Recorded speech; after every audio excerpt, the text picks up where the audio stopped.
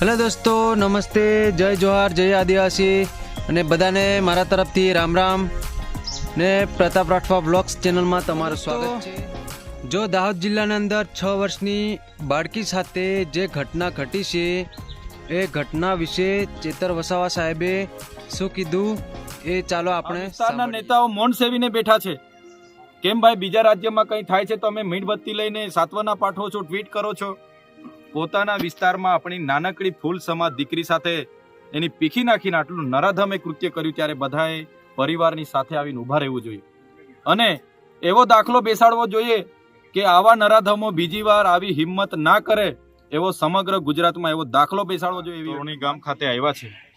આજથી 5 દિવસ પહેલા એક 6 વર્ષની માસૂમ દીકરીને અહીંના આચાર્ય જે હતા પ્રાથમિક શાળામાં, જ્યારે શાળાએ મૂકવા એમની મમ્મી ગઈ, એમની ગાડીમાં લઈ જઈને એણે પીખી નાખી, ગળું દબાવીને માસૂમ દીકરીની હત્યા કરી નાખી। ત્યારે આપણું બધાનું હૃદય ધ્રુજી જાય।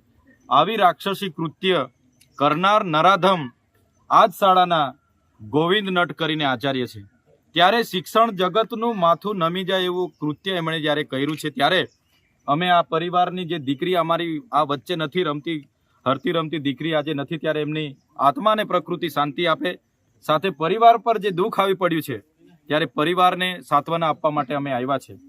પણ તમે છેલ્લા 5 દિવસ અઠવાડિયામાં જોશો, ગુજરાતમાં એ દાહોદનું તોરણીની ઘટના હોય, રાજકોટની આટકોઈની ઘટના હોય, બોટાદની ઘટના હોય કે પાટણની ઘટના હોય, છતાં સરકાર આમાં ગંભીર નથી। એ અમારા માટે ખૂબ જ ગંભીરની બાબત છે।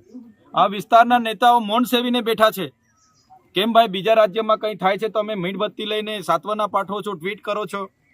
પોતાના વિસ્તારમાં આપણી નાનકડી ફૂલ સમાજ દીકરી સાથે એની પીખી નાખીને આટલું નરાધમે કૃત્ય કર્યું ત્યારે બધાએ પરિવારની સાથે આવીને ઊભા રહેવું જોઈએ અને એવો દાખલો બેસાડવો જોઈએ કે આવા નરાધમો બીજી વાર આવી હિંમત ના કરે એવો સમગ્ર ગુજરાતમાં એવો દાખલો બેસાડવો જોઈએ એવી અમે માંગ કરીએ છીએ। પોલીસ અધિકારીઓએ ખૂબ સરસ કામગીરી કરીને માત્ર 2 દિવસની અંદર આ ઝડપી પાડ્યું, એમને અમે બિરદાવીએ છીએ।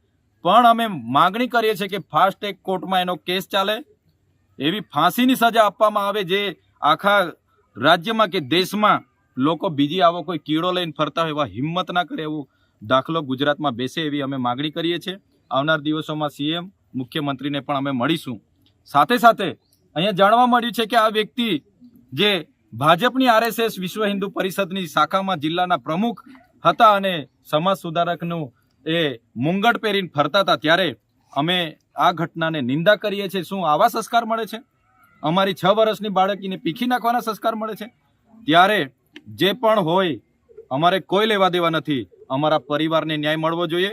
અગર ન્યાય નહીં મળશે તો આવનાર દિવસોમાં ખૂબ મોટા આંદોલનો, આક્રોશો થશે, લોકોમાં ખૂબ મોટો આક્રોશ છે। એટલા માટે જ કહીએ છીએ ફરીવાર આવી કોઈની બાળકી સાથે ઘટના નહીં ઘટે, એટલા માટે એવો દાખલો બેસાડો, એને સજા કરો એવી અમારી આપના માધ્યમથી માંગણી છે।